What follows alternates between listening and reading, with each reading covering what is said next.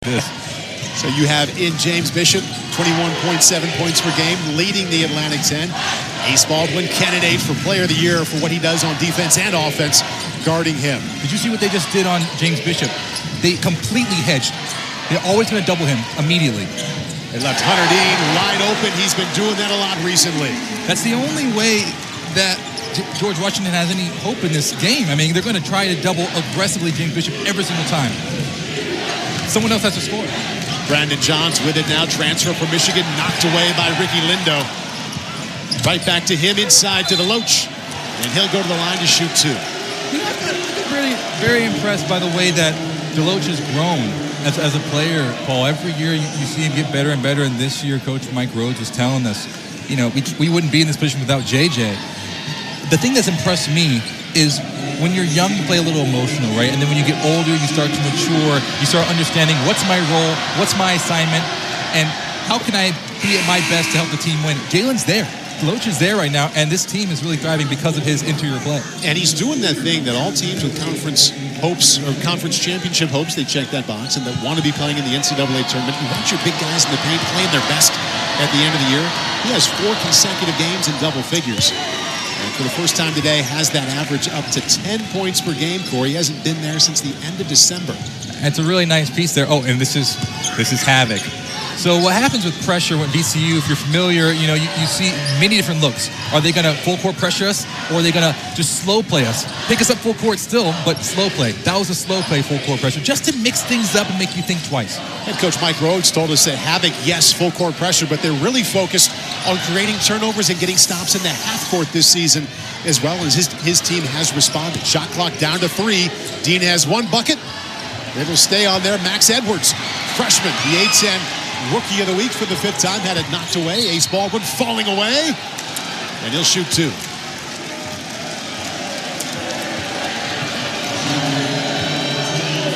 And welcome to everyone who's been watching St. Bonaventure and UMass. Good win for the Minutemen there. Welcome to Washington, D.C. Paul Burmeister alongside Corey Robinson. Here's what we have here. George Washington enjoying its first winning season in the last 6. They're 16 and 14. Playing host to the Atlantic 10 regular season champion VCU Rams. They clinched that on Tuesday night with a win against St. Louis. Ace Baldwin just forced a turnover. That's what he does so well, Paul. I mean, he leads the conference in steals. He's top 10 nationally. And you saw that last possession. Got his hand on the ball. Almost happened earlier. And what happened? It led to 2 points on the other side. He's just so dangerous. Coach told us he's like Ed Reed out there. Coach Caputo was like, we don't even want to throw to him. He's like, the whole side of the court is just off limits. Makes sense to any football fan. With Baltimore, about 45-minute drive away. Makes perfect sense here. So here is the havoc, the calling card for the VCU defense. That is their full court pressure. But they're also very focused on getting stops in the half court. Mike Rhodes, head coach, saying it's very important. It's huge in March. All the way in goes Adams, and he'll go to the line to shoot 2. So in the Atlantic 10, these are updated with Fordham's big win. They won by 27 points against Duquesne. So 1 through 4, VCU, Dayton, Fordham, St. Louis.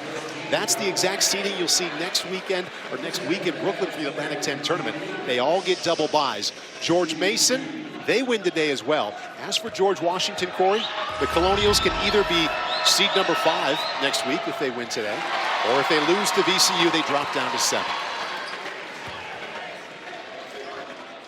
A lot of that's going to rest on that man's shoulder right there. Brendan Adams and James Bishop, 10 and 11, have produced, 45 points apiece. Together.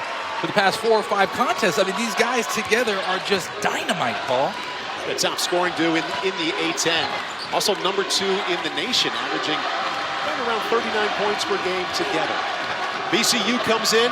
Conference championship, regular season locked up on Tuesday. 5 consecutive wins. That is Kern taking it in and off the glass. Kern is springing. I saw him in warm-ups. The way he elevates, talk about verticality. I expect to see 1 or 2 poster dunks from him today. It's actually pretty amazing. He's got it going recently, too. 4 games in double figures. 3 have come in the last 4. Adams, little follow-away 3 deep. And the rebound to Nick Kern. I got to say, a little bit loose there on the defensive possession by VCU. You cannot give him any separation, Brendan Adams, coming off that screen. He's going to knock that down in the future. Great three-point shooter. Baldwin, fade away, short. And The rebound to Lindo, the transfer from Maryland. So you've got the guards up top, Corey, and Bishop with the ball right now, and Brendan Adams into Dean. They also have good post presence. Dean has it knocked away. VCU does lead the A-10 in steals, but called for the foul that time is Ace Baldwin. And he's bewildered, but that was a foul. But, you know, let's just go back really quick. We've seen this 4, 5, 6 times, maybe. I kind of lost count already. It's only been 3 minutes. They double James Bishop so aggressively that they don't even look at Dean rolling. He's got the ball twice. One resulted in a bucket. The other one was almost in a turnover. So as for that inside presence, it's Lindo, number 4, and Hunter Dean, number 13. Excellent supplements to the guards. There's Bishop, air ball, and Dean inside, his second basket of the day. It's a heroic effort by number 13. Dean is really playing well inside. He's going to have to. He's going to have to. And Lindo, back-to-back double-digit games with points and rebounds, double-figure games. And you also have Hunter Dean, 2 of the last 3 games. He's had a double-double. Ball knocked away there. Back to Bishop. He's been known to pull up right there. Kicks it out. And the freshman Edwards. Rebound to DeLoach. Edwards, by the way, Rookie of the Week in the Atlantic 10 for a 5th time this season. The transfer from Kansas State. A little hesitation from none gets him into the lane. Michigan transfer Johns back up top. Down to DeLoach. One-on-one against Dean. And that's a win for the Rams.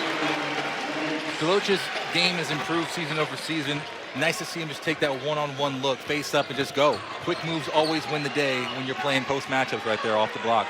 Bishop with 26 points on Wednesday at Davidson. 11 coming in the final 3.5 minutes. Double team there, and get used to that. Just underway here in D.C. Regular season A-10 champ VCU leading by 2.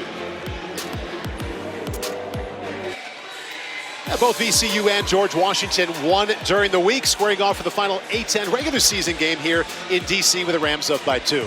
Thanks for being with us, Paul Burmeister, alongside Corey Robinson. Welcome to March. We've got the best team in the Atlantic 10, VCU Rams. They wrapped it up during the week, and a team playing its best basketball of the season, according to their coach, the home team, George Washington. Great time to peak. For me, I'm just looking at the best offensive team in the conference right now, George Washington, going against the second best defensive team in the conference in VCU. That, to me, is the matchup. That's exciting. And excellent individuals here today. If you like guard play, you came to the right place. 2 Conference Player of the Year candidates, 1 for each side. Yeah, and James Bishop can shoot threes. He's not the best three-point shooter, but where he gets it done is around the rim. I mean, to finish the way he finishes is quite sensational. And right now he's on a tear. He's averaging over 25 points a game the past few contests, and they've all resulted in wins. Now, on the other side, Ace Baldwin, he, to me, I mean, he loves this move. You're going to see this time and time again, so go ahead and save that. Backdoor cuts is what VCU does, but for him, he's like a two-way player. He's like a quarterback. He's such a great disher of the basketball game. He's just lasering out these assists, but on the other end, he's like the perfect defensive back intercepting.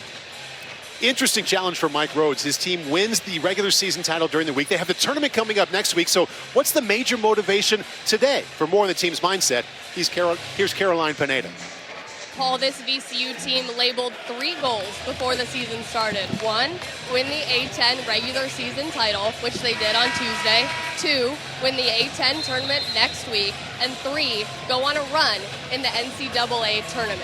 Ace Baldwin told me the key to achieving each one of those goals has been to take the season 1 practice and 1 game at a time. But they repeated those goals every single day. Forward Brandon Johns told me the more the team talked about the regular season title, the more they wanted it and the harder they worked for it. After VCU beat St. Louis to clinch that title this week, the message from head coach Mike Rhodes became 1 goal down, still a lot more work to do. Caroline, thank you. When we talked to Mike Rhodes during the week, he said, I've told the guys, don't get caught up looking forward to what's coming. You enjoy playing with each other so much. Great job by Lindo inside. Rebound to Zeb Jackson. Don't let this opportunity get by because you're celebrating what you just did or looking forward to what's coming up next week in Brooklyn. And there's just so many, I mean, you think about all the times you played ball, I played ball. I mean, those are the kind of moments you miss, right? It's just being on the court, being on the field, playing with the people you love. And that's what Coach Rhodes was saying. This is a team that really loves each other. Great pivot action there by Zeb Jackson, the transfer from Michigan. 1 of 2 Wolverine transfers. He joins Brandon Johns, number 30. And that was an athletic 2 there. VCU up 4.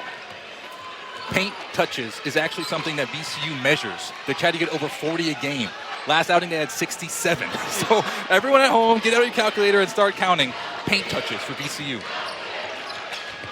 There's a paint touch inside for the Colonials. Ricky Lindo had it swatted by Jalen DeLoach, but he is surprised to be called for the foul.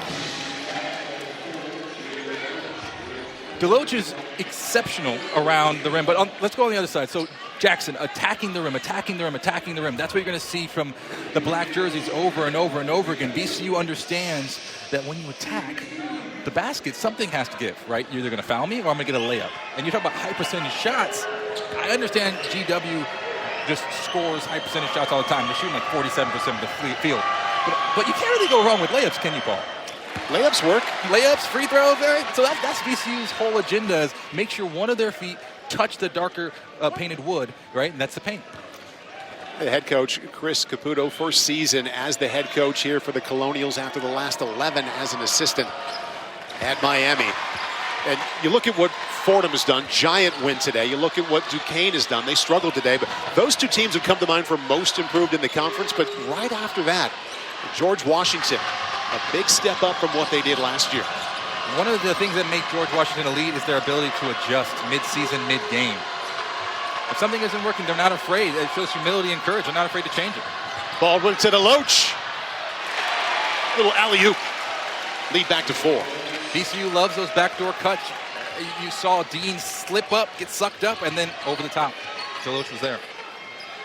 George Washington coming in, 4-game win streak, their first 4-game streak of the season. VCU has won their last 5. Adams, reverse, rebound DeLoach. Jameer Watkins kicks it back out to Ace Baldwin, top scorer on this team. That's the second almost turnover I've seen GW force. Oh, man. Zeb Jackson has a 2 and adds that 3. Right now, GW just seems like they're close, but they're just not cutting it, right? I mean, they're getting to the rim, they're just not finishing. They got their hands on 2 or 3 balls. I've counted 2. Didn't force the turnovers. That must be very frustrating. And not finishing is something new for them. #1 scoring team in the Atlantic 10 after finishing in the bottom half of that category last season. Ricky Lindo pivots his way in. Pretty 2. And this is what we anticipated, right? We saw the really aggressive hedge there on Adams. They know that, the bigs do. So Lindo knows when he rolls, I'm going to be wide open. I'm going to get 2 or 3 steps and an open look at the basket. I got to convert. Him and Dean have done that thus far. Can they continue to do that will be the question. VCU has been awfully comfortable on the road. 7 consecutive wins away from home. Mike Rhodes talking to us this week, so as we look ahead to trying to impress people for the tournament, a lot of them take notice when you win away from home. DeLoach misses, rebound to Edwards. Pushes it up to Dean. 3 buckets for Dean.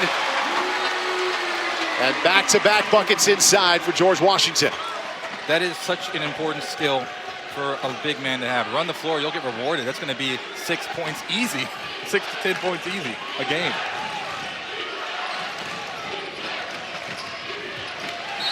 Edwards swats it away from the backside, 15 to shoot. Another hand on the ball, that's 3. So I can see that GW's right there. What that tells me defensively, right, is they're on their P's and Q's. They're on their keys, which is very important. We were there today at walkthrough. We saw them go through different defense rotations. This is something that they know they've emphasized coming into this game.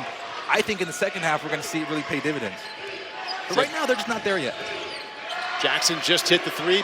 Dribbles off his own foot. Shot clock down to 6. Deep 3, knocked down. Watkins. And normally Jameer Watkins at 6'7" gets it done from inside. So now we've seen Jackson hit a 3, Watkins hit a 3. If it starts raining for VCU, this might be a curtain call. Edwards, freshman of the week, responds with his own 3. And the Colonials down 3. He is so impressive. Another 3 attempt from Jackson, misses. Former teammate at Michigan gets it back and missed from point-blank range. Right on the doorstep, and here comes Bishop. To Adams, deep 3. Come back to VCU.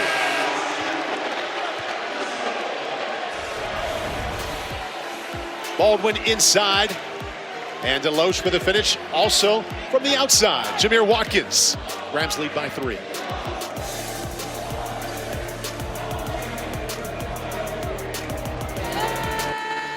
Welcome back to DC. We are early here at the Smith Center. VCU on top by 3. Their head coach Mike Rhodes talked to us during the week, and they had a disappointing A-10 tournament last year, Corey. They were supposed to be good. They were one and done. And now I asked him, okay, you're coming off of February where you went 6-1. You just clinched the regular season crown. How can March be even better than February? He said, ACL. Play aggressively, we play with confidence, and we play loose. He thought they didn't play aggressively enough last year in early March, which led to the early departure from Brooklyn. Inside, and that is a workmanlike blue-collar 2 for Johns. Still not going on the first go, though. You know, and I understand, like, when you're a senior, when you're a graduate, when you're one of the older guys on the team, they're calling on you to be a leader. You got to set the tone. You got to go finish. I like the effort, though. James Bishop averages 21, easy 2 there. The Red Sea parted. I'm not entirely sure what VCU was thinking. I mean, this guy leads the conference in scoring. You're going to let him have an easy layup. But that's what he does. He gets downhill, and he gets that angle on you. It's done. Game Averaging over. 26 the last 5 games. Quarter 3, VCU's been heating up from there. Quick rebound out to Adams. Had the ball knocked away. Zeb Jackson, well done. Quickly back the other way. Kern already has 2, out of control. He's called for the foul. So this is what I'm talking about. When you have James Bishop, when he gets one step on you, that's all you need. Really smart play there. Opening up the lane in the paint. And then on the other side, this is inexcusable, quite frankly. I mean, you cannot give up the ball like one-on-one. Either you go to the line or you dunk it. Like, that's it. Those are only 2 options. That was inexcusable. Johns to the bucket. Late whistle after he missed from inside. And he's got 2 free throws coming. I will say I really appreciate how VCU how they run their offense, right? They get the ball in the hands of their playmakers early and often. They run plays for them. They want to make them feel comfortable. Brandon Johns, you know, we talked to Coach Rhodes. He's like, I need him to play a big role for me this season. He has done that, right? That was early on in the year. One way you can get him to feel comfortable is, hey, I'm going to run some plays for you. I'm going to make sure you touch the ball. Even if it doesn't go in, we know basketball it's going to be like one of those curves, right? Eventually, it's going to even out. Just keep shooting. Great way to build confidence. Brandon Johns, 4 seasons at Michigan, and teams will often leave the Power 5 conference and look elsewhere for an increased role, and he has found that here at VCU, a big part of the regular season conference championship. Tripled his points from what he did last year at Michigan, doubling his minutes as well. I remember the curve. It's a bell curve. I just want to thank my middle school teacher, my math teacher right there. I couldn't let you down on TV. It's a bell curve. Oftentimes that worked to your advantage in class, the old bell curve. VCU on top by 4. They come in with 5 consecutive wins. Bishop just hit 2, leading scorer in the conference, and draws a foul from Jackson. He'll shoot 2. Another play that's inexcusable. You know, I love basketball, but this you can't bail out Bishop. You know, if you watch any tape, you understand. Look, if you're in that kind of scenario, what do? You force him to pass the ball. For you to give him away, clear line to the free throw line, that's inexcusable. Only player in the conference averaging over 20 points per game. He's hit at least 23 in the last 5. If you're going to foul someone, make sure it's a foul that matters. You only got a few of them. That's just my take, personal. Your foul philosophy. It's my foul philosophy. You know, like really make it count like that. You can't bail someone out like that who happens to be the best scorer in the conference. So VCU is known for the havoc, their full court pressure. I always like to see how a team that's known for dishing that out responds to it. And that was pretty light full court pressure. Colonials looking to fall back into their zone. Chris Caputo telling us during the week, one of the reasons we're on this 4-game win streak, we decided to change up our defense more often. Going from zone to man a lot. They've been finding a way to get it inside to Johns. Had it knocked away and 13 seconds left to shoot. But that was his first response when I said, how did you go from losing 5 out of 6 to winning 4 in a row? He said, we're not just sitting back in one look defensively anymore. We're changing it up as much as we can. We've seen Fordham had a lot of success with that too. They had the giant win today. In college basketball, you know, like VCU's leading scorer has 12 points a game, right? So it's a team effort. the more looks you give, the more you force the team to beat you. And that's why it works in this game. It wouldn't necessarily work at the next level at the NBA. Players are just too good. Colonials trailed by as many as 6 here in this first half. Now they have it down to 2. Inside of the 10-minute mark. Final regular season game for both. Bishop pulls up. And the rebound to Ace Baldwin. Spots Watkins. And no numbers there. He'll slow it up. Or take it right to the rack. Little spin and a hook. And VCU has been finding their way to the line. It's been interesting because we see a 3-2 type of zone now by GW. And there are different types of zones, right? So look right here, for instance. Dean standing there in the middle of the paint. Now they've moved to a 2-3. Generally speaking, or that was man, excuse me. Generally speaking, when you attack the rim like that in a 2-3 zone, it's going to clog up, right? You know, why would I do that? VCU, they're so important in getting to the paint and going to the rim that it ends up working out for them.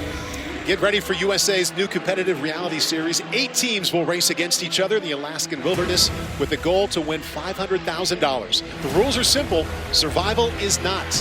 USA's Race to Survive Alaska premieres April 3rd on USA.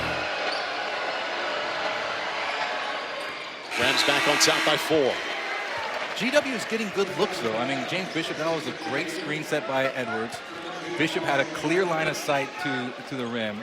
Just missed the shot, didn't connect. You know, Brendan Adams has had similar looks. Great looks at the rim, just didn't connect. It's one of those things you just got to trust it and just keep shooting. VCU, it is early, winning the bench game so far. The Rams outscoring 10-3 off of the bench. Both teams coming off of games. Here's Ricky Lindo inside. Good job of using the reverse and the glass, but both the Rams and the Colonials are coming off of wins during the week where all 5 of their starters were in double figures. George Washington still in that zone. Ace Baldwin pulls up, takes it in himself. And another foul called against George Washington. And that'll be their 6th. The next one will put the Rams in the bonus.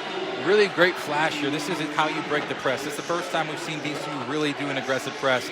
The middle flash there by Harris, and then just dump it down to the bigs, play underneath the basket, and finish strong. I mean, that's how you beat the press. Really well executed. VCU so far, 7 out of 8 from the line.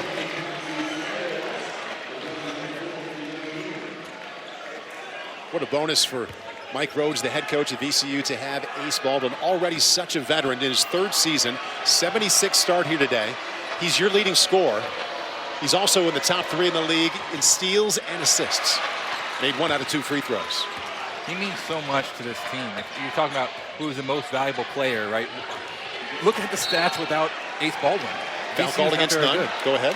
Yeah, VCU's not very good without Ace Baldwin, and that's because he elevates, like you said, every aspect of the game. He makes his teammates better.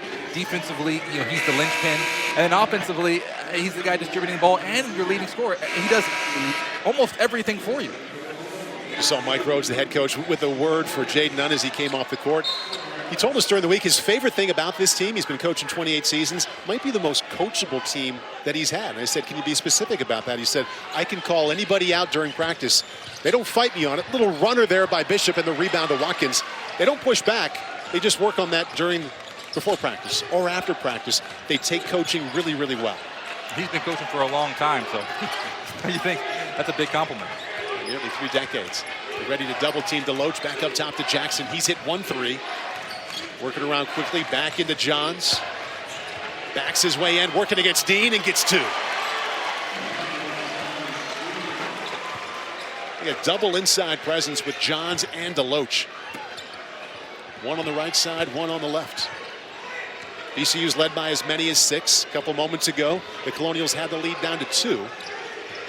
Just inside of 8 minutes, the cushion back to 5. But they're hanging in there, and that's what I think is impressive so far.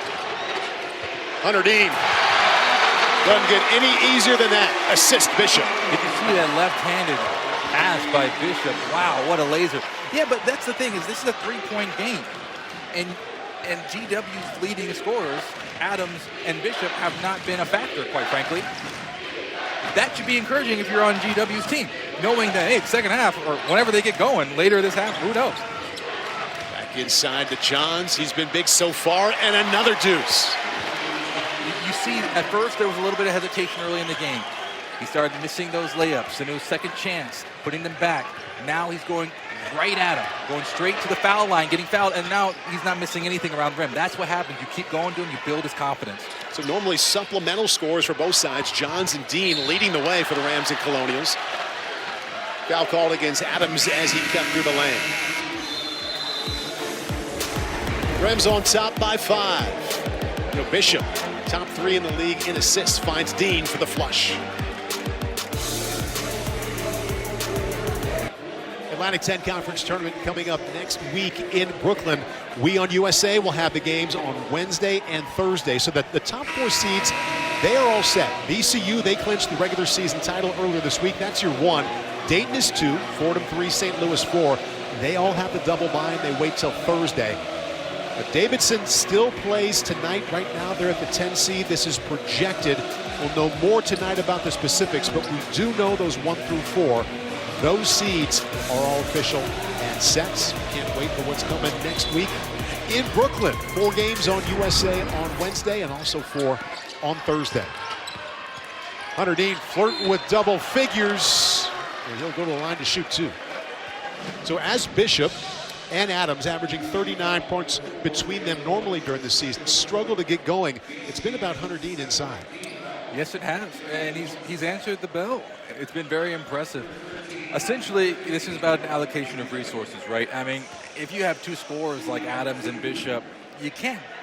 Something's got to give. Something's got to give. So if they are doubling as aggressively as they are on those 2 individuals, then at any given time you have 1 or 2 people open. It's always been Dean on that roll, and he's been able to finish around the rim. And he's been giving you second chance opportunities too. And he's been running the floor. I mean, it's been a really great consummate performance by Dean. And look at what he has done in these last 3 games. Has really come on, nearly averaging a double-double, 16 and just under 10. As Bishop and Adams so far, second one rims out, are a combined 1 out of 8. Still, they trail the number 1 team in the conference only by 4. Shriver just checked in. Number 35 for VCU. Look out for him. He is a gunslinger. He has changed the game for them outside. He gives them a real presence at the arc. Made 2 out of 4 in the last game. Finally, Johns misses inside. And Hunter Dean there for the rebound. That's an interesting matchup. Dean versus Johns. So far, Johns been winning. There's the same thing. Back to Dean inside. Great play by Shriver. You got to be more aggressive on that. Don't look to pass. Score, Dean. Talking about how he hits the threes, goes inside for a block. Watkins. And 1. I was thinking, as that was on its way up, I was thinking, no way. No way. Hit the rim. I was like, there's just no way. What an amazing play here. This is what we see. Clear the floor. Clear the floor. Let me just have a little bit of room. That's all VCU needs. So when you're dealing with this mixed look defense, you know you have a man look, you know you have a mismatch against Dean. Hey, everybody, ISO, ISO, ISO. I'm going to take this guy to the rim. And Mike Rhodes, we asked him to describe his offense to us during the week. He said downhill. We know in football, downhill means you're running the ball. He said in basketball, it means I want 5 guys out there who can all beat their guy to the hoop and get there. Watkins just did for, I was going to say for 3, Corb. It's 2, and the almost 3. Every point's going to matter here in this matchup. It's been a slog, hasn't it? It has been. And GW has done a terrific job of hanging this close. Their top 2 scorers just 1 out of 8 from the field. Here's one of them, Brendan Adams. Noel Brown did something really, really clever, and that was sealing his guy on baseline penetration. So look for that down low. 3 seconds to shoot. Nice spin inside to Brown.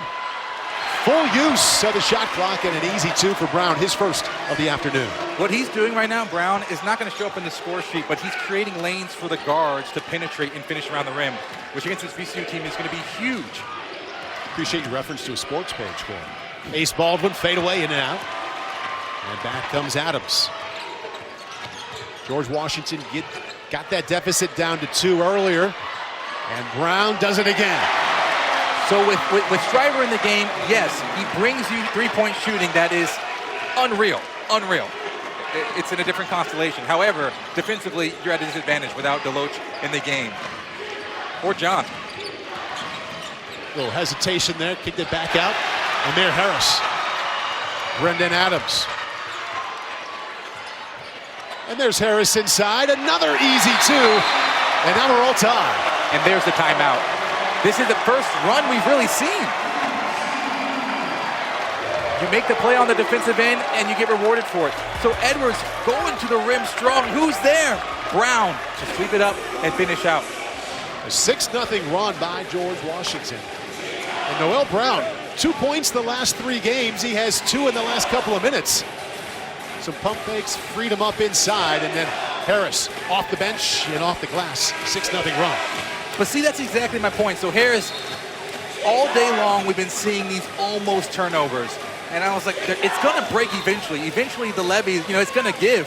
And that was the first time. A real forced turnover, legitimate. Harris then runs the floor. He's all alone. VCU's a little rattled. And they forget where he is. You can't forget someone who's standing underneath the rim. But that's what happens. Defense turns into offense, and you get rewarded for that. Chris Caputo, head coach for the Colonials, has to be ecstatic, first of all, to be tied inside of 5 minutes with the #1 team in the A-10. But to be at 30-30 when your top 2 scorers, again, not only the top tandem in the A-10, #2 in the nation at 39 points per game between them. They're 1 for 8, and you're right here at 30-30. And it's important to clarify here, just James Bishop, he had 11 of his 26 points in the last 3 minutes of last game. So he can come alive at any given moment. Shriver in there to shoot the 3. Back to Kern. Shot clock to 9. Shriver is so dangerous at 3 that Coach Caputo said, we want to make sure he takes 1 dribble. Do not let him catch and shoot. Offensive foul against Nick Kern. This is the 8th foul against VCU. And another turnover. And this is what I'm saying. Harris gets the steal. On the other end, a redshirt freshman Edwards understanding Kern, he's springy, but he's also a little out of control at times. You can get 1 or 2 charges from that. Saw the shoulder lean, and that's another turnover. George Washington has done a nice job at not being too affected by the full court press of VCU. Well, they really haven't pressed hard other than 3 times. Most of the time, it's been a slow play back. Baldwin, controlled push up the court, and a floater fading to the right. Shooting with the left hand, he draws the foul. Inside of 4 minutes, final regular season game for both the Rams and the Colonials, all tied at 30.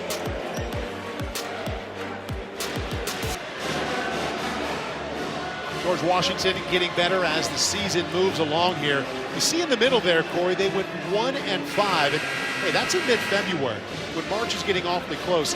Now they're hot. First 4-game winning streak of their season. A lot has to do with James Bishop. There's a very clear correlation there.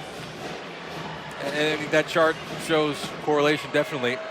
I would argue causation as well. But look, basically, all you have to take away from this is that when James Bishop is scoring lots of points, GW wins.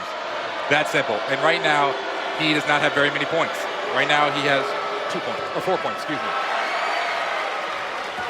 And that should be cause for concern. Because right now, they're relying a lot on other people like Dean to fill in this gap. But he's already passed Dean. He's already passed his season average, right? He's already passed 8 points. What are you going to do?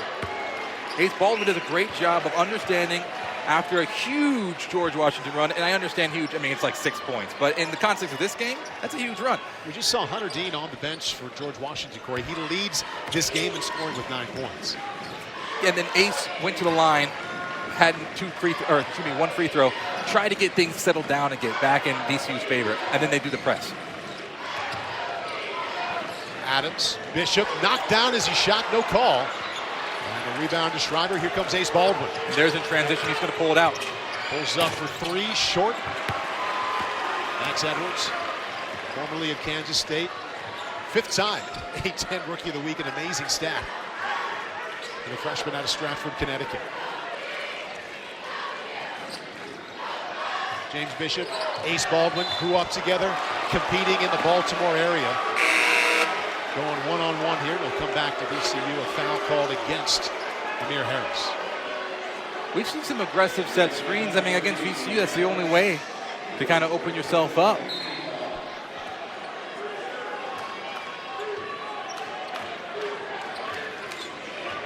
continue following this story here. The top two scores, Adams and Bishop, have now gone 1 for 10 for George Washington. They only trail by 1. Brandon Johns has been doing some work inside and had that one affected there by Brown. It's interesting, right after that run, they took out Shriver, put back Johns in and said, let's not mess up what's been working for us. Edwards 3. Look at Brown work inside and a rebound to Johns. Washington just can't quite take that lead. Kern, baseline, back to the lane. Ball knocked away from the backside. Turnover against VCU. These late turnovers are piling up in this latter half of the first half by VCU.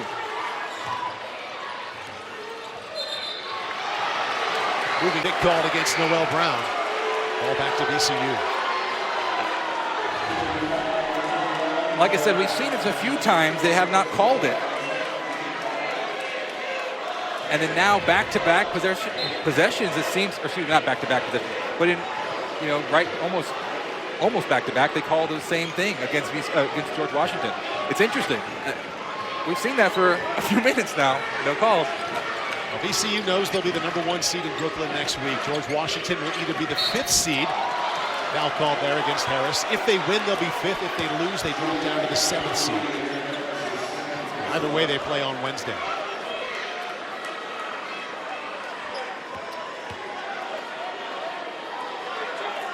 This has been a strange, bizarre few minutes, to be completely honest with you. I'm a little confounded. It's going to be interesting to see who can weather this storm, because this is radically altering the flow of the game. The game's been very fast. It's been very fast-paced for the most part and physical. Now we're starting these, stop and start. That's something that VCU, I think it's better in their favor, considering that's kind of what Havoc is all about, right? It's all about controlled chaos, stop and start.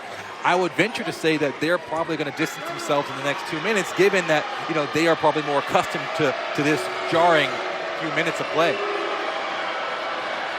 Jameer Watkins knocks down both free throws to push the Ram lead back to 3. I'll tell you this, Corey, both Mike Roadside and Chris Caputos are comfortable in this situation, or will be in the second half based off of what they saw during the week. Both had to come from behind in the second half to win. Bishop all the way in, misses again. That's 1 for 11 for the top two scorers. And the foul called against Ace Baldwin.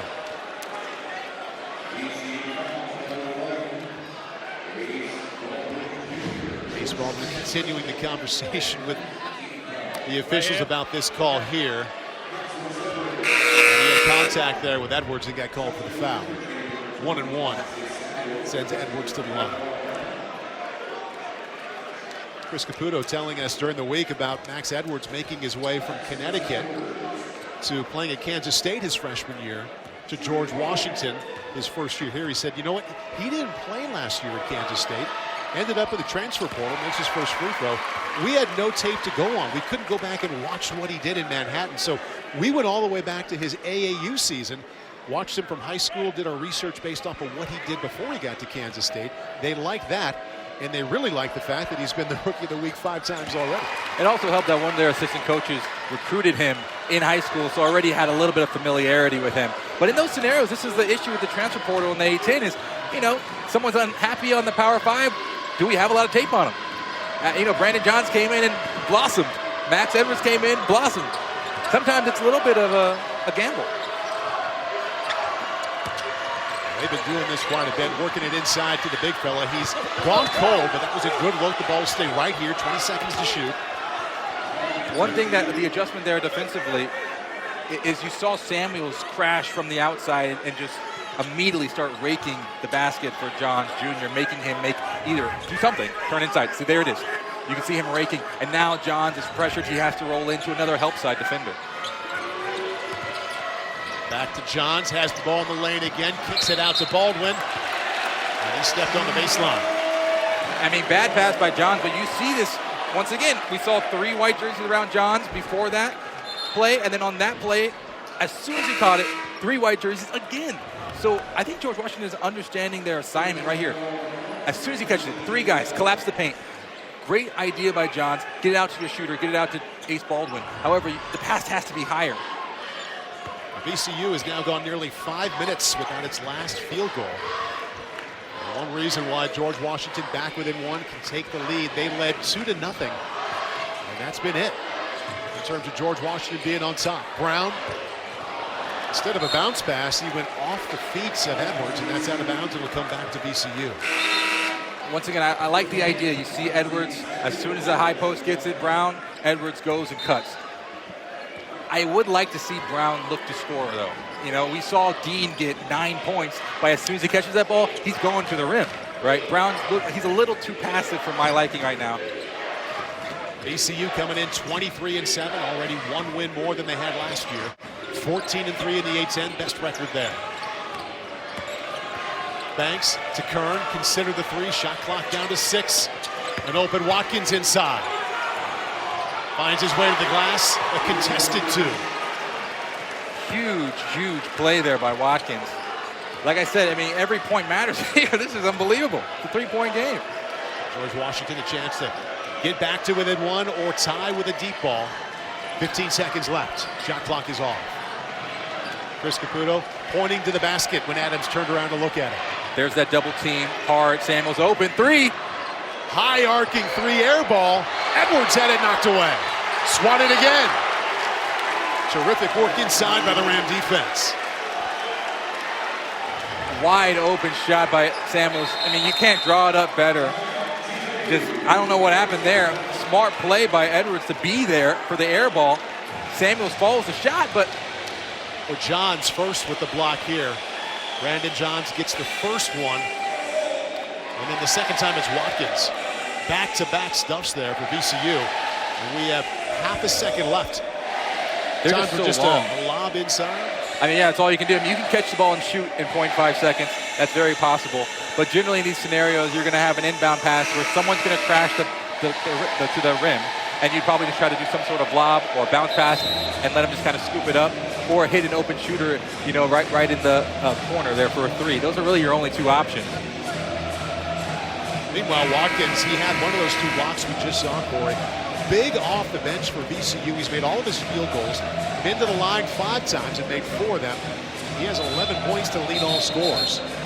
Most of the scoring for George Washington also coming inside. Hunter Dean leads the way. He wears number 13, and he's jogging down to a point in the paint right here. He was not in the game previously. It's important to note that. So he checked in for this 0.5. Like I said, he's been sensational. I think that he's kind of been the thing that's been holding GW together this first half. And the stat sheet would bear that out. Brendan Adams inbounds the ball, half a second left. And there's the lob. Dean's going around. Nothing there. And the ball stolen away by Banks. Fittingly, half ends with a VCU steal. George Washington led 2-0 early, but it's been the Rams leading the rest of the way. They go to the halftime locker room, leading George Washington by 3. VCU's head coach is Mike Rhodes, and before he gets into the halftime locker room, he's on the baseline right now with Carolina. Coach, you talked so much this week about being aggressive. How happy are you with that aggression in the first half? Aggressive with lots of fouls, so we got to be aggressive with great discipline. So, you know, I thought we ran them off the 3, but we didn't defend the rim enough. We got to defend the rim better. You defended James Bishop and Brendan Adams well. What adjustments do you make defensively otherwise? Yeah, we got to stick to our ball screen defense and try to make sure they don't play in space because they're very talented players. We guarded them pretty well, but I'm sure they're going to be ready to go to second half. Thanks so much, Coach. Thank you. I mean, it's really been, I've been very impressed by Dean today. And they've needed that. He's shot 4 out of 6. Their top 2 scorers, averaging 39 points per game. A combined 1 for 10. For more on the Colonials' offensive mindset, here's Caroline Pineda. Yeah, guys, well, I asked Chris Caputo, how do you get James Bishop and Brendan Adams going offensively? And he said, we're working on it. But he said, in the meantime, he needs other players to step up, and they are. He pointed to Ricky Lindo and Hunter Dean, said they are doing a great job taking care of the ball. We got to keep doing that, and we got to finish at the rim. The other key, keeping them off the free throw line, guys.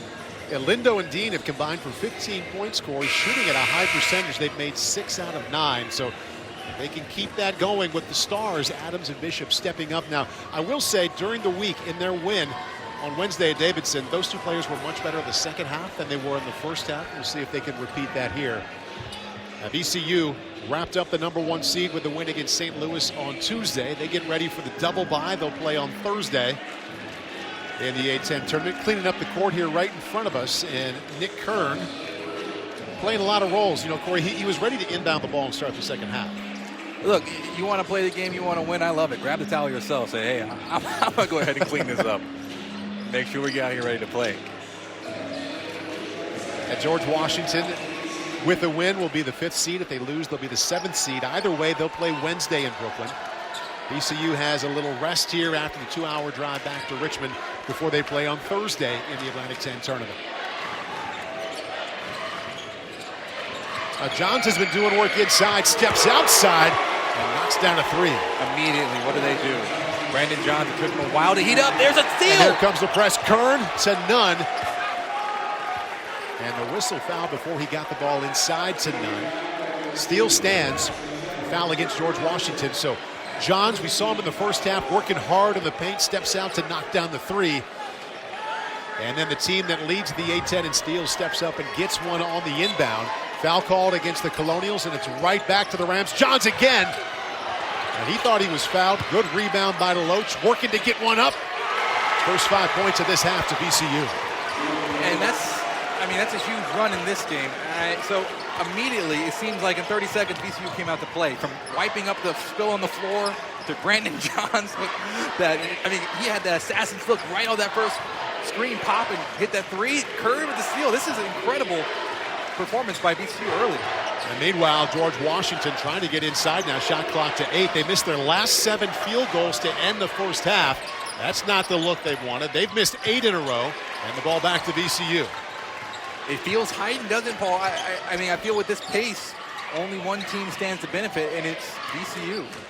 None to DeLoach. Well, just like that. A 3, a steal, and a good look inside, and the lead is back up to 8. None to Baldwin, 10 to shoot. Johns working against Dean. Quick step, gets him to the basket. And they'll also get him to the free throw line. It's one of those scenarios where if you're Hunter Dean, you're thinking, well, what can I do? You know, you want to stay in front of him. But when Johns is just so big, and when he gets it in his mind, hey, I'm going to go to the rim, it's really hard. We've seen this time and time again today. It's just so hard to stop him. He's too big. He can get you on an angle, and then one weird bit of contact, and then he's on the foul line. And decision time now. Missed the first one there for Johns. For Chris Caputo, head coach for George Washington, because his leading scorer is Hunter Dean, 9 points. That foul just went against him. He has 3. Leave him in the game. Because I'm telling you, we saw that quick start by VCU. They need Hunter Dean. He's been the only one who can score. You don't want this to get out of hand. If this goes into a double-digit deficit, I don't know if George Washington can come back the way that Adams and Bishop are playing right now. It's almost like you have to leave Dean in. We're down by 6 at halftime to win at Davidson earlier in the week. But this is against the top seed. That's a wonderful pass from Dean inside to Bishop. And cleaning it up is Ricky Lindo. This is just... Maybe it's senior night. We saw Bishop and Adams both get honored beforehand. We've seen missed layups. So that's just uncharacteristic. Baldwin with the leaner, gets his own rebound up. Ball tipped back, and Edwards with a rebound. See if the Colonials can turn this into something. A basket and a stop, trailing by 7. Trailed by 6, a couple of different points in the first half. But this is as big a hole as they've been in here to start this second half. Calling for the screen. Lindo rolls. Another drive to the basket. Dean with those 3 fouls remains in the game. Edwards drives in, used that right hand to gather himself. This is 3-on-1 now. None. Back to Kern. And there's the poster dunk. I told you, I was thinking 1 to 2 poster dunks this game. He's too springy. A 3-on-1 transition for VCU. This is about as we're not disaster level yet for George Washington, but a timeout has to be coming, right? 8-2 run to start the second half for VCU. Largest lead of the game at 9 points. Adams, Edwards to Lindo. Had the ball knocked away and a foul against VCU. So VCU, you think about the Rams, you think about defense first. There's the stop. 3-on-1 at this point. Back to Kern, and wow, can he elevate. Watched him during the week in the win over St. Louis. He had a couple of those in the second half where he gets it, and in a heartbeat, He's up over the rim. That foul was not. Excuse me. I saw Chris Caputo was he was a little too energetic to sit down. Pull up for Bishop. There's the three, and boy, did he need that. First three of his game. Yeah, he made a 2-ball. He went to the foul line twice. That's all we saw from him production-wise. Finally, the three goes for James Bishop. You have to think, will this turn the tide for GW? They sit in the zone defense. Flurry of blows offensively and defensively for VCU coming out of the halftime locker room. And there's a steal again. Edwards has been, I mean, talk about valuable minutes. Edwards inside. He has the last 5 points, and now the deficit back down to 4. Yeah, the way Bishop, you knew he was going to go score because he's feeling himself right now. After shooting that big three, he's thinking, okay, this is a heat check. I can get hot really fast. Now, how hot am I? Kern, quick first step. I like that even more than his dunk. Yeah, that was.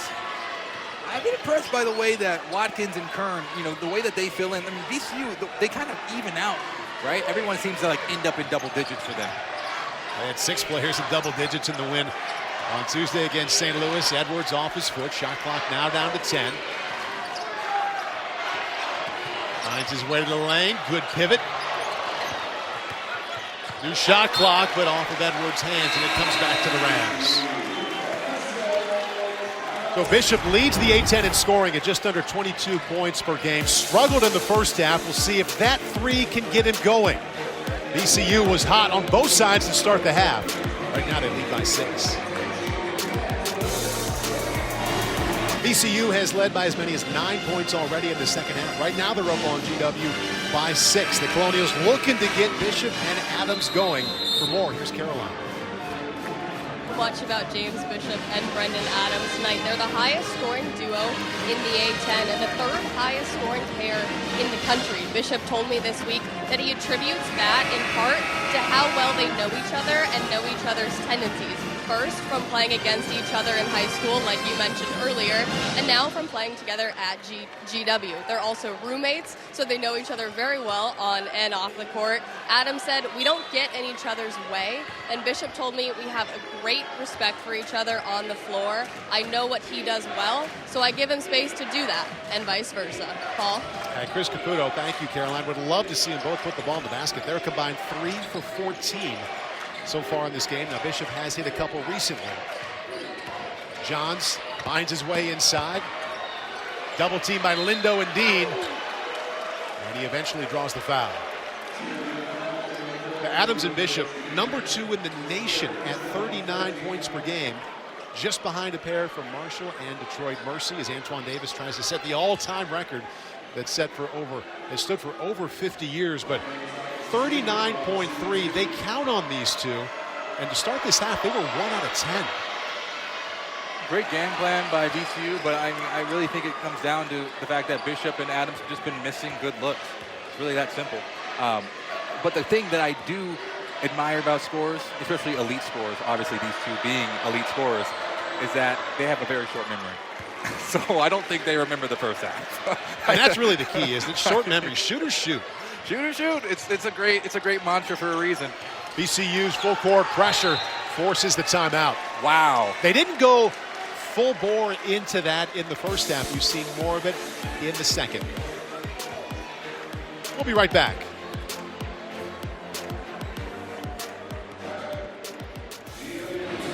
VCU comes into Washington, D.C. in the final game of the regular season, 14-3, the automatic, or the already earned number 1 seed. They'll play next Thursday in Brooklyn.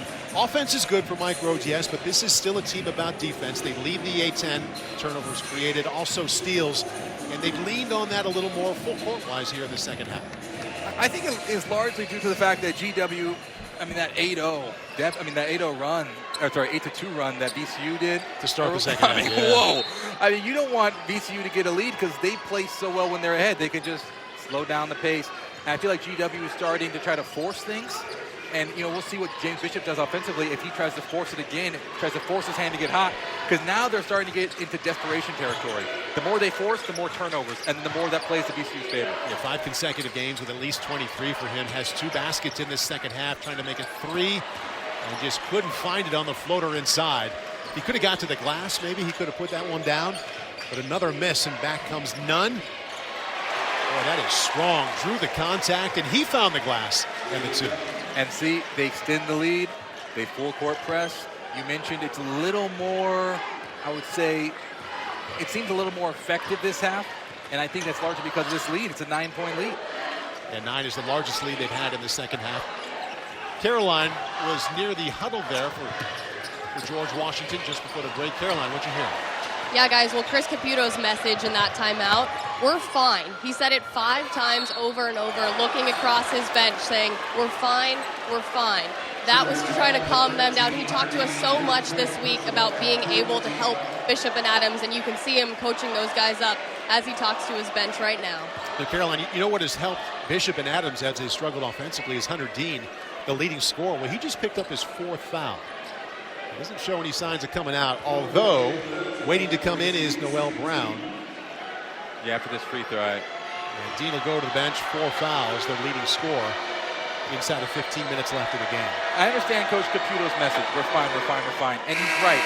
This is a team that can get hot at any moment. Bishop can go off. We saw him have 5 points in 45 seconds or something crazy just recently. We understand Adams has not really found his rhythm yet. So I agree with him. However, Paul, the difference between the #1 team in the conference versus, GW, which could be 5 or 7, depending how they finish today, is that VCU can weather storms. They can play the entirety of 40 minutes. Whereas some of the teams that aren't in the top 4, they tend to go on dry spells, right? And I think that's where I kind of disagree with Coach Caputo. I don't know if GW can do this against this team today. So Hunter Dean on the bench, 4 fouls, 9 points, and it says something about how GW is playing offense today, that he's their leading scorer. During the week, they had 5 in double figures. Another miss from inside. Rebound to DeLoach. Kern up front and a little bit too much out in front of him. Ace doesn't miss those very often. Ace Baldwin is a sharp passer. That one was a little beyond his receiver, if you will. But great run, and this is what I'm saying. Kern, Nunn, I mean, once they get into transition, they just run, they just go, because they know that Baldwin will find them. And that's a great feeling to have. That leads the team in assists, has been back and forth between 2 and 3 in assists in the league. Everybody behind Yuri Collins. St. Louis in that category. Still aggressive hedging over Adams, even though he's only hit 1 basket. Excuse me, I don't think he's hit any basket. Yeah, he has not hit any basket. But they're still keeping up with the game plan defensively. Shot clock down to 3. Tough shot there for Bishop. And a good box out for Johns to get that board. But that's my whole point, is the fact that they're still guarding Adams with the same intensity as they did in minute 1, even though he hasn't hit a basket all day long. That's why they're the #1 team in the conference, VCU is. See Baldwin, leading scorer, just under 13 points per game, has been awfully patient offensively, hasn't pushed it at all. Rebound there to Edwards. Looking to distribute first. We see a lot of VCU players waiting to check in here, including Shriver. And with this matchup right now, VCU is excelling. But I do wonder about, lungs going deep into the rest of this half. You want to make sure you rest Johns. Hesitation, Adams up and in. There it is. That's the first one for Adams. Let's see if it gets hot, because we saw that quick fire by Bishop. If Adams, look, he's talking to himself right now. He's getting himself into that rhythm. If he can give you 5 quick points, this is a different ballgame. Amazing what you just said, Corey. His first basket. He's been averaging 20 in this 4-game win streak. Johns, little spin inside, lost control, gets it again. And he'll go back to the line. So Adams finally getting one through, went high up in the air, little spin. And we'll see now what that can lead to just inside of 13 minutes. His first basket, Ricky Lindo with 4 fouls. And those are the 2 big guys inside for GW, the 2 starters, Lindo and also Dean. They both have 4 fouls. It's been about the inside success for VCU. They're playing defense, yes, but as Ace Baldwin has been quiet offensively in terms of putting the ball in the basket, it's been Johns and Watkins combining for 23 points so far. Points in the paint, that's been the category I've been following all day long, and both teams excel in that category. But VCU, it's not just big guys. For GW, it's mostly, Dean and Brown. The Arnold Palmer Invitational presented by MasterCard will test the PGA Tour's finest as the best in golf. Big play right here. Tomorrow, 2:30 p.m. Eastern on NBC and also on Peacock. Yeah, and Lindo, those three have been the ones getting most of the points in the paint for GW, which is uncharacteristic because their guards are so good at driving. But on the other end, VCU, everyone's been getting in the paint. Watkins, as you mentioned, has been exceptional. And Johns as well. He's just 4 out of 8 shooting free throws. 13 points. But he's been very aggressive. You know, like I said, once he makes up his mind, he's going to go to the basket. It doesn't matter if it takes him 1 time, 2 times, or 3 times. He's going to follow his shot and get to the foul line. It's that kind of tenacity is admirable. I would look to see Adams shooting. He just made that one, as you talked about, shooters shoot. And there's the fadeaway, and now it's 2 in a row. See, and this is what I'm talking about. Bishop and Adams, once they taste it. So these are tough shots, though, Paul. That was a really difficult shot. And the other one was like really well defended. So if he can keep doing that, more power to him. DeLoach setting the pick for Baldwin. Comes back the other way. This will be for 3. Shriver just off the bench with the rebound. Out to Zeb Jackson. See, there's that. Look, let's just slow it down a bit. There's a 3. That's what he does. Ball swatted back. Jackson. Nice job. Quick hands there, keeping it in. The patience and discipline that VCU displays, that's just key to this team, it's key to this program. Chaos and discipline, hand in hand. It's a very interesting mix. A great look inside to DeLoach. A touch pass from Baldwin. And look how excited the team gets. Not because of, that was such an incredible, finish by DeLoach. That was 3 or 4 efforts. It was a team effort from Shriver to DeLoach getting the ball back and then DeLoach getting rewarded underneath the rim. That's why this VCU team is so dangerous. Baldwin 0 for 7 shooting, but that was an excellent touch. Assist inside. Edwards to Noel Brown. Can't miss those. Largest lead for VCU at 9. They've held it a couple of different times here in the second half. All 3 of the big guys with 4 fouls for GW, and that's, I think, largely due to Brandon Johns. The way that he's been so aggressive. He understood the game plan. Shriver, first tray of his afternoon. Shooting up near 50% in A10 play, second best in the league. Like I said earlier, if VCU starts hitting from deep, neither team has been really connecting from three-point line. Bishop responds with a 3. Well, as soon as I say that. But if VCU starts hitting threes, if Shriver gets hot, this is going to crack wide open, and it's basically, go ahead and go heat up the car. I guess we're in March now. We're out of winter. Go get the car ready. And close. Yeah. March and April always have plenty of winter involved. Baldwin working his way around the lane. Shriver just hit 1. Make it 2. That's what I'm saying. People are check the Google Maps. I don't know, man. See if traffic's going to get you, because if he starts getting hot, you might be able to catch the last couple minutes at home and on your couch. I'm telling you, he's dangerous from deep. Lead back up to 12. Bishop tried to get it to Brown, knocked away.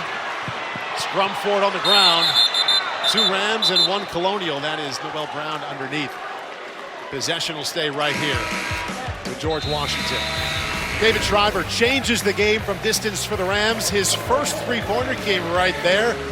Next time down court, Baldwin spots him, and he lands another 3. Love Conference Tournament Week, and it's coming up for us in the Atlantic 10 on USA next week. We'll have 8 total games on Wednesday and Thursday. On the right, these seeds are locked in. 1 through 4, it'll be VCU, Dayton, Fordham, and St. Louis. They get the double bye. They play Thursday. There's 1 more game to be played tonight, so we'll wait and see the rest of those seeds. Mike Rhodes, VCU, they are traditionally very good. They have struggled, though, to go very far in the Atlantic 10 tournament. At least last year, as the number 3 seed, the one and done was a big-time disappointment. Caroline has more. Yeah, Paul, I talked to Ace Baldwin this week about last year's early exit from the A10 tournament. He told me, to be completely honest, we probably overlooked that Richmond game because we had swept them in the regular season. He told me they will not make the same mistake this year. Baldwin told me that loss taught them the importance of playing every game like it's their last, and that's the mentality they're taking into the tournament this year. Caroline, thank you. And Mike Roach shared with us, aggressive, confident, and loose. That's what he wants his team to be coming up that first couple weeks in March, with a real stress on aggressive. He thought a big reason they didn't win that first game last year quite aggressive enough, as Caroline pointed out. Yeah, Coach Rose said one thing he learned from his dad and his uncle, who was his high school coach, right, is that you have to go take championships. No one's going to give them to you. And I think last year, that time, they really thought that it was going to be given to them. And they were playing to lose, not to win. This VCU team is playing to win. Bishop had the ball knocked away by Zeb Jackson. Foul called, though, against Jackson. Only the second foul called against Ace Baldwin and the VCU Rams. So Baldwin, by the way, is 0 for 7, but if you've been with us, you've seen him do a good job quarterbacking the team on the other side of the court. He does have 5 assists. So now the Colonials, just inside of 10 minutes left and trailing by 12, really need to find some offense. With Bishop and Adams struggling, now they bring Dean, he wears number 13, and Lindo at number 4 in. They both have 4 fouls. Had to bring him off the bench, though, to try and get this deficit back to within single digits. But so does Noel Brown. So, I mean, any way you slice it, at this point, it's like, let's just play it out, you know? Like, everyone has 4 fouls. It's like, and once again, that's because of Brandon John, the way he's been so aggressive. There's Lindo. And Shriver thought he had a clean block, but Lindo gets 2 free throws. But Mike Rhodes told us during the week, we're a downhill team. We have players on offense who can get to the basket. David Shriver is the one who brings something different. We've seen it here in the last few minutes as he hit 2 threes. He's the one who can step out and make the defense think about defending the 3. And when he's there, it changes how a defense has to play. Think about? Paul, he's a coin flip from 3. An A-10 conference play, not just in a day or a week. I mean, the whole conference Nearly play. 50%. That's what I'm saying. It's a coin flip. It's not just think about. He radically changed your game plan. I really enjoy watching him play. He's just so much fun because he can change the alchemy of a game instantly. I mean, before that, this was a 6-point ball game. Anything could happen. Comes in, hits a couple of home runs, and there you are. And now it's, like I said, it feels more and more out of reach. First year playing for VCU, spent last year at Hartford. Shot clock down to 80's open again. This would be 3. 3 points, and 3 of those made. Come on. I mean, it's just, and I don't think any of them hit the rim. That's the amazing thing. I just love watching pure shooters play. It's a pretty release, isn't it? It's just wonderful. Bench points going the way of the Rams, 25-11 so far. Shriver has 9 points. Dean tried to get it to Lindo. John's great play for the steal and the turnaround, the quick flick to Baldwin. He's still looking for his first basket. There's his 6th assist. That's the kind of aggression and the confidence that we expect to see from Brandon John from minute 1. And look, this is an away game for VCU. I'm taking off my headset right now. All I hear is VCU. This is the loudest it's been, and it's an away game for them. I saw someone tailgating out there outside of the gym. Just going to say, I made about a mile walk from the hotel over here. Spring is almost here in D.C. I saw a lot of VCU fans grilling out, tailgating. They said, hey, it's only a 2-hour drive. Good thing to do on a Saturday. Brandon Johns, by the way, has a game-high 16 points after that last dunk. It hasn't always been pretty, but it's been very effective. Speaking of not pretty, that's a shot you wouldn't coach your player to take, but honestly, when you lead the conference in scoring, you can do that, and still the lead is 14.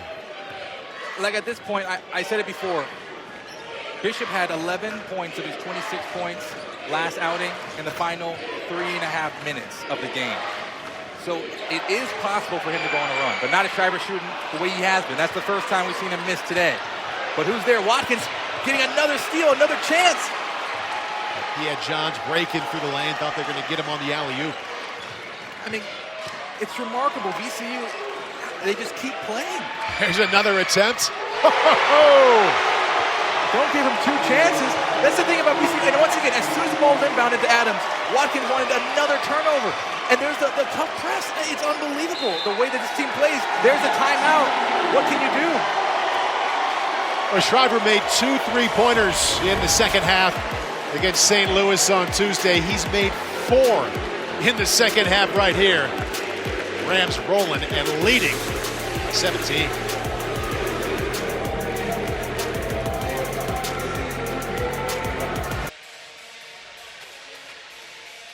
David Shriver shooting close to 50% during A-10 play from distance. He's doing even better than that in the second half. He's made 4 out of 6, and those 4 have come in a flurry. The major reason the Rams are leading by 17. And earlier on in the game, I said that if VCU starts getting hot from beyond the arc, we saw a couple of them early. Jameer Watkins had one. I said this is going to be a wrap. It could be a curtain call pretty quick, and this is why. Because once VCU couples 2 things, a lead with the pressure, it becomes a vice grip. And then they start making threes, and you suffocate. Yeah, Watkins and Johns leading scores inside. Dean with the putback and one. And they were so focused on the inside the entire first half, Corey, and a lot of the second half as well. And then all of a sudden, here comes Shriver, letting it go and connecting from 3. It just changes the way they play offense. Well, it's kind of like, as I mentioned, the most important, well, not the most important, there are about 4 or 5 statistical categories. I'm not going to go in every single one of them, but one that VCU tracks religiously is paint touches, right? So the whole concept behind that is if you get into the paint, what happens? The defense collapses. What do we talk about with GW? You know, they're playing man. They mixed up a 1-3-1 zone, a 3-2 zone, a 2-3 zone. They're trying to clog the paint, which means that somebody's open. The help can't get back to Shriver in time. Right. So Ace Baldwin collapses. He's one of the best passers in the country, not just in the A-10, in the whole country. And then you have Shriver who can come in and get hot, make 4 threes in a couple minutes. That's what I mean. It's like the secret weapon. It's the secret sauce. They hit one with just over 10 minutes left against St. Louis that gave the Rams their lead that they would eventually keep for good. They're trying to work the offensive glass. He's open again. On Tuesday. No way. Would have been his 5th. There's Adams. He wants to look up the court. See, Edwards, he's a young freshman. He's a redshirt freshman. You got to look it up. Don't dribble. Pass it.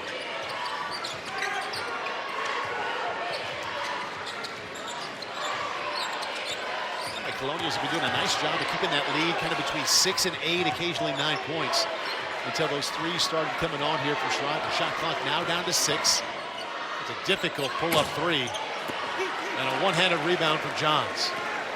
4 years at Michigan and 1 at VCU. And a good transition for Mike Rhodes to get him from the Wolverines to the Rams. And this is back where I talked to Coach Rhodes. I said, look, I understand it's about controlled chaos. But, you play with such emotion. How can you play with discipline? None. What a finish. You see that ball. And we saw him do it to the right side early in the second half, and that time the exact same move using his left. And I said, how do you play with discipline and emotion? That's a fine balance. And I think Ace Baldwin is a turnover again. This is what I'm saying. They're up 16 points. VCU's up 16 points. The starters are still in. They're still doing full court presses, and they're still forcing turnovers. Well, there's none. That is a good-looking drive to the basket. And right after it, he forces the turnover. Got his hand on that one. And they're still getting excited, Paul. Points off of turnovers. VCU also leading that side 14-4.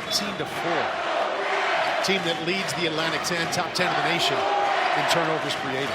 But this is what I'm saying. Like the whole Ace Baldwin kind of sums it up for me. Emotion, discipline. He has such a cold burn the way that he rolls. You know he's playing at a very high level, like the flame is there. This is like a gas stove. You know the flame is high. But he has such intensity that it evens out. You never burn any food. And that's why I love about Ace Baldwin. He's the perfect player that balances emotion and discipline. He knows when to be emotional. And when you're 0 for shooting the ball like he is today, and you're still piling up the assists, it's a great example. Shot clock down to 7. DeLoach sweeps to his right, back to his left. And the rebound to Edwards. This is 1 against 2. Finds Lindo. Foul against Shriver. Lindo to the line. That's what I mentioned before. On a fast break, you either dunk the ball or they have to foul you. And I like it. He said, look, try to stop me. Try to stop me. And that's what happens. You get sent to the foul line. Good awareness there to leave it behind to his left. Almost a powerful finish. Lindo has 9 today, and Dean has 9, both of them. And all the offense for GW have come from basically those two in the paint, right? Due to the fact that Adams and Bishop have not been playing very well today, and they still haven't turned it on. I'm not ruling it out. Like I said, it's not impossible, but it's unlikely. Just saw Chris Caputo, the head coach for George Washington, first season as the head coach of the Colonials after the last 11 as an assistant at Miami of Florida. Miss on the second there. And no matter what happens here today, George Washington, giant step in the right direction, Corey, with the record in the A-10 right now at 10-7. They'll have a winning mark in conference play. That's real progress for them heading into the conference tournament next week. And I really like Edwards. You know, I think today he's been providing very valuable minutes on both ends of the floor. He's been making things happen. It hasn't always been perfect. Hunter Dean got a hand in there with those 4 fouls and knocked it away. Lindo also has 4 fouls. And Chris Caputo been a little handcuffed here in the second half as his guards have been struggling to score. Been leaning on the inside guys in the paint, but they got into foul trouble about the same time. And Nunn has 2 baskets going to the hoop already in the second half. This one misses. Bishop with a rebound. Inside of 5 minutes now. George Washington needing a comeback. A loss will make them the 7th seed in the A-10 tournament next week. And Bishop out of control there. And the ball will come back to VCU. Yeah, that was just. Yeah, I mean, what can you say about that? I think right now what we're seeing here, we're clearly into desperation mode. You know, under 5 minutes to play, down 15. But I am curious to see how GW finishes. They just come off a really nice little win streak the past couple games. They've been playing well. They actually had some overtime wins too. I mean, this team's been to overtime a few times, and they've been able 4 times recently, and they've won all 4 of those. That's what I'm saying. So I know that they have it in them, and I think that's what Coach Caputo. He's a very serious person at times. You know, he can be very lively and fun, but I think he's trying to show this team that, hey, we can be really good. Like, we are building something here, and the team's bought into that. I wonder how they take this pummeling by VCU in the second half, because the first half they were right there, and they know that Bishop and Adams can score. This is kind of an anomaly. I wonder if that gives them kind of, you know, how do they respond coming into the tournament? David Shriver's been the difference in this half with 4 threes. 3 attempt from Watkins misses. Talked to James Bishop at the shoot-around today. I asked him, what's so much better about this year? He said, we're more connected as a team. We also don't get down when we're losing, and we don't get too up when we're winning. We'll see how they respond, unless they can put something together here for a comeback. That's Hunter Dean cutting it to 13, but they've won 4 consecutive games coming into this one. We'll see if they can carry that feeling into next week. They'll play on Wednesday at the A-10 tournament on USA, either as the 5th seed or the 7th. You know, one of the things that I think just about the dynamic duo, Adams and DeLoach down low, that's a tough shot. Nice by Lindo. Nice defense by Lindo. Edwards once again pushing in transition. I really like that about him, pushing the pace. Ace Baldwin got a hand in there. A little over 3.5 minutes left here in DC, and the Rams in control by 13. So why would a George Washington fan have a pennant that says Revolutionaries when they are the Colonials? Well, this is the last time it'll be Rams against the Colonials. George Washington is about to change its nickname. For more, here's Caroline. Yeah, Paul, that new nickname will be announced this summer and will go into effect for next year.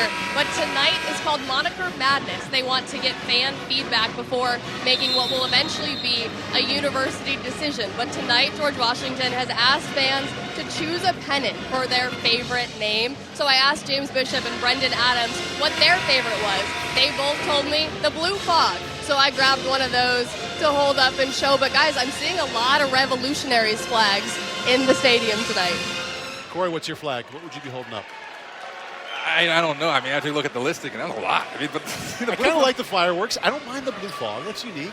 Yeah, you know, it's funny. When I came in, I saw a ton of blue fogs, and now they kind of seem to just dissipate, much like a fog. How about the truth?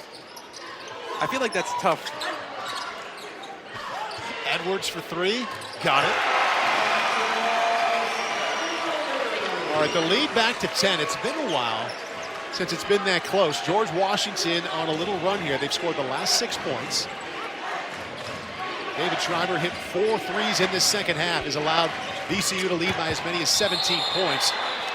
Offensive foul called against Kern Jr.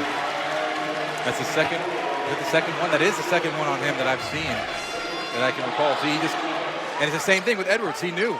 Kern Jr. going in, driving baseline. During walkthrough, we heard you can get 2 or 3 charges on that. That was one of the coaches said to their guys in walkthrough today, and he was right. It's 2 charges on Kern.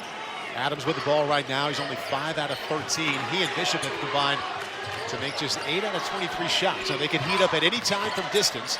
Little pull up there from Adams, got it. So that's 8 consecutive points for the Colonials inside of 3 minutes, lead down to 8. And before this, Bishop was open on the corner for a 3, and he was frustrated he didn't get the ball, the possession before. Ace Baldwin smothered as he goes to the hoop. Jump ball called, and the possession keeps it right here with the Rams. I just want you to understand what we're playing with. We're playing a little bit of fire here, because when Ace Baldwin's driving to the hoop, who is guarding that? That's Lindo Jr., right, who came to help. He has 4 fouls. All these guys are saying, and it's going the way of GW. Could this be a run, Paul? It has been a run, an 8-0 run, and now they lean on their defense to get a stop and get the ball back. They've trailed by 17 here on a couple of occasions. Ace Baldwin pulls up. He stays cold and ripped down by Dean.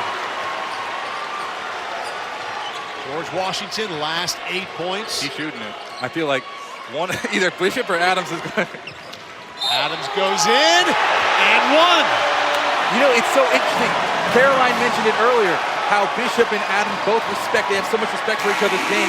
Right there, I'm thinking Bishop can take over this game. He's going to shoot the ball. Immediately, he gives it up to Adams and lets Adams have that, because Adams is a hot hand. That's the dynamic between these two players. They understand who's hot, who isn't, and they respect that. I mean, you don't always see that between two stars, especially when it gets crunch time. It's like, I want to be the one to hit the game winner. Been sharing throughout the game how Adams and Bishop have been struggling shooting the ball. They don't care. These final shots are going to go to 10 and 11. That's a 3-point play. That's an 11-0 run for the Colonials. 13 for Bishop, 14 for Adams, and now they lean on their defense again. See, now Bishop has 14. Oh my God. They're combined for 27 points right now. That's amazing. They had 1 basket in the first half. John's in double figures, runner in the lane, throws it away. If you're VCU, you got to call a timeout soon. Coach Rhodes is pointing to his guys, calm down, just calm down. VCU understands they've been in this scenario before. The one thing I don't like about VCU, I'm just going to throw this out there, a lot of close games. Comes down to 3 points, 1 point, 2 points. And I think at times I'm like, this VCU team, they let you come back in it and they might throw the game away. Are they really the best team? And can they really win the championship? Knocked away by Baldwin, 21 to shoot. Now we see if George Washington with this possession can make it a 1-possession game. There's the last 11 points have gone to the Colonials. Inside of 2 minutes, the lead is only 5. From down 17 to down only 5 with 1:52 left. The Colonials on a run in spite of the fact that their top 2 scorers, number 1 tandem in the A10, struggling here today. They're 10-0 when they combine for 35 or more. 0-7 when scoring fewer than 35, and right now they are in the 20s. I don't know what was said at halftime. We knew that Bishop and Adams could turn it on at any moment. We knew they only needed 3 minutes to go off. We saw sparks of that earlier in the second half, and now it's on full display when it matters most. And this is what makes GW a very dangerous team in the tournament. They'll either be the 5th or 7th seed. Pull up there. Rimming, no good, and the rebound to Watkins, out of control. Scrambles for it and gets it to Baldwin. And he's fouled by Edwards. Only the 6th foul. So the next one will send the Rams to the line. And Watkins, nice job there of A, getting it, and B, finding Baldwin. The one thing that VCU has in its favor is that it does finish. I mean, the team does finish. They do win games. It doesn't always look pretty. They let teams back in, which, like I said, it's confusing. I think they're the best team in the conference, but there are times where I'm thinking, why are you making this so close? You can be so dominant, and then but they do find a way to win games, and you have to give credit to them. Known for its defense, Corey, but they need some offense now. They've gone the last 4 minutes plus without a basket. They've seen the Colonials score the last 11 points. Foul called against VCU. Inside against DeLoach. Back to the Colonials, 1:18 left and down 5. This is getting interesting. I have not seen one positive look offensively in recent trips down the field for VCU, down the court. See if they can get a 3-point attempt here from Bishop with the ball, averaging 22 points a game, or Adams. Looking to double team him, now back to Adams. He's been the better of the top 2 scorers here in the second half as the shot clock gets down to 10. Double teamed. Inside to Lindo, they find Dean. Lindo with the glass. Ball knocked away up at the rim, and that's 2 points for goaltender. This is remarkable. Lindo did the same thing we saw earlier that resulted in a turnover. He passed. As soon as he caught the ball, he gave it to Dean underneath. Last time they fumbled it, it went out of bounds. I was expecting Lindo to turn and try to score. You know, that look is beautiful. You have 2 or 3 steps, but either way it worked out. It's been 5 minutes since VCU has scored a basket, and a 13-0 run here for GW. Inside a minute, lead down to 3. 20-second difference between the play clock and the shot clock. Or the game clock and the shot clock. Shot clock down to 10 seconds. This is Watkins into the lane, back out to Johns. Finds his way to the lane. Oh my goodness! What a finish! That's how you end a 13-0 run. Leaving no doubt. Watkins has been phenomenal. Johns thought about it, gave that little step, and goes to the rim. I didn't expect him to elevate like that and finish like that. I thought he was going to try to draw a foul. Edwards wanted no part of that, did not want to be on a poster, but this is what Johns does so well for this team. This is why he's one of the leaders, and over the course of the season, he's really grown into that role to take that last shot and to throw it down with authority, Paul. I mean, what more can you ask for? Johns now has 17 points. Atlantic 10 basketball is on USA. Don't miss the A10 Conference Tournament coming up on Wednesday and Thursday on USA. Coverage both days begins at 11:30. Cannot wait to get there. We'll go down and watch basically play-in games on Tuesday, then 4 games on Wednesday and 4 games on Thursday.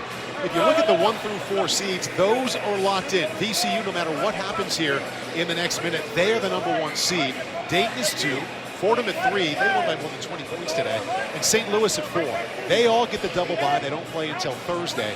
Everyone else there, you see those games will take place on Tuesday and Wednesday. Always a fun time of year. I know you'll be down there as well. I can't wait. If George Washington wins, they're at 5. If they lose, they're at 7. So Duquesne waits to see what happens here with the result of this one. We go inside the George Washington huddle. They were on a 13-0 run. Now Johns just hit that dunk. They're down 5, 25 seconds left. Do you go, are you taking a 3 no matter what, or would you take the easy 2? With the way that they're shooting right now, you have to think, how have they done, right? And their answers are not shooting very well.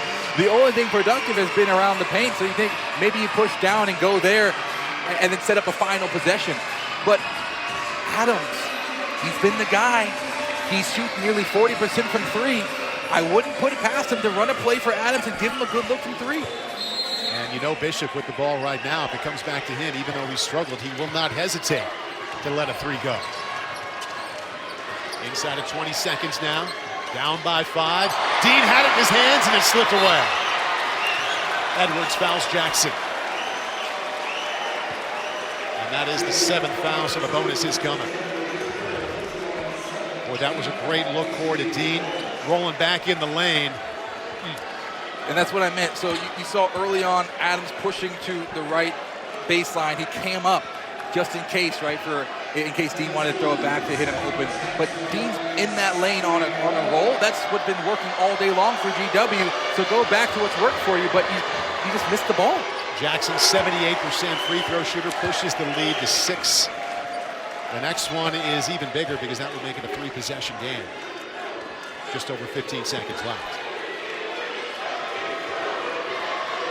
Zeb Jackson was teammates with Brandon Johns at Michigan for 2 seasons. They both transferred into VCU this year. And they hit the last 4 points for the Rams. Trailing by 7 now. Adams probably let a 3 go. Tried to draw a foul. Goes in. And there's the timeout. A double clutch 3 contested. That's what I thought they were going to do the first time. You know, it's either going to be Dean or Adams, and Dean dropped it. So next time down the floor, they let Adams take a 3, and he delivered. I mean, this is unbelievable. Look at this. Great defense, completely covered. Double clutch. I think he took it from over his left shoulder over the top. How, Paul? You knew that either Adams or Bishop would find a way to take a 3 there in that situation. So now just inside of 9 seconds left. VCU up by 4. Adams taking a rest. He scored 8 of the last 10 points for the Colonials. I mean, we've seen, remember that old Reggie Miller? You hit the threes. I mean, you can score. As it gets in, You score 10 points, 9 points in a couple seconds. And what's going to happen is they're going to step someone out, and they're going to try to get the guy that throws the ball back. So one thing is, this guy's going to step hard and come back. Don't give this up. If they fucking throw it over the top of us, they throw it over the top of us. Hey, don't let the man catch it first. Don't let him catch it. Hey, if you're football, you're going to be defensive end. So I would think early, I had a difficult time hearing exactly what the coaching staff was saying. You got a foul right away. Yeah. Down by 4, would send him to the line for 1-and-1.